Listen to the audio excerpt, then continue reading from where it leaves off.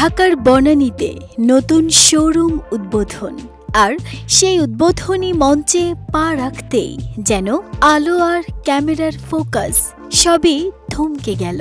কারণ অতিথি হিসেবে হাজির ছিলেন দেশের অন্যতম জনপ্রিয় সুপারস্টার শাকিব খান। আর তাঁকে ঘিরে ভক্তদের উন্মাদনা যেন ছাপিয়ে গেল পুরো অনুষ্ঠানকে। তবে এই অনুষ্ঠানে আসার জন্য শাকিব খানের পারিশ্রমিকই এখন আলোচনার কেন্দ্রবিন্দু।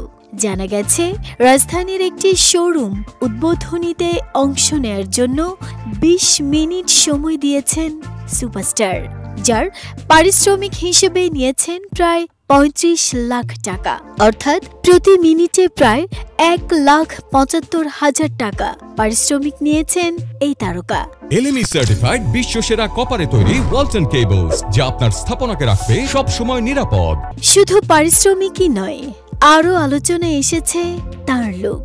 কারণ পুরো অনুষ্ঠান জুড়ে কিং খান হাজির হয়েছিলেন তার আসন্ন সিনেমা সোলজারের লুকে।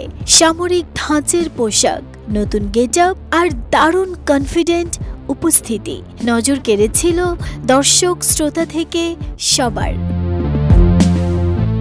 এদিকে শোরুম কর্তৃপক্ষ সংবাদ মাধ্যমকে বলছে, গ্ল্যামার জগতের বড় তারকা হিসেবে শাকিব খানকে পাওয়া তাদের ব্র্যান্ড ভ্যালু আরও বাড়িয়ে দিয়েছে। উদ্বোধনী দিনে ক্রেতা দর্শকের ভিড়ও ছিল অস্বাভাবিক। অনেকেই এসেছিলেন এক ঝলক প্রিয় নায়ককে দেখতে।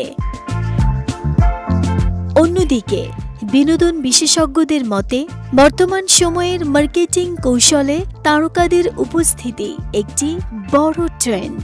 আর সুপারস্টারদের জন্য মিনিটে লাখ টাকার পারিশ্রমিক নেয়া নতুন কিছু নয়। তবে এত উচ্চ পারিশ্রমিক আলোচনার জন্ম দেবে না তা কি করে হয়?